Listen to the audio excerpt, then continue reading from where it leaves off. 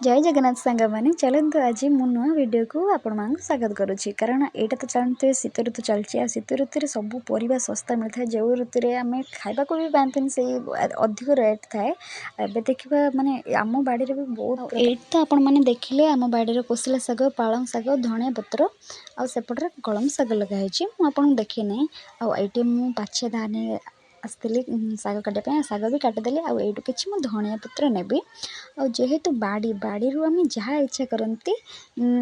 नहीं कि खाती हाँ सत्य बेले जिते आम कि बाड़ी में लगे बापा आमर ये सब प्रकार लगे कि अल्प अल्प बर सबकि लगे भी आमको बहुत परिश्रम करने को पड़े बाड़ी में बापा तो तार अधिक परिश्रम करते दिन राति आसिक से बाड़ी में ही लगी था तार उदाहरण स्वरूप आपण मैं देखे सारे केते सुंदर भाव आप देखते कोसला शाग पालंग शाग धनिया पत्र आठ भी मुझे काटी सारी काटिकी नहीं तो जी ता आगर मुझे पानी देके जी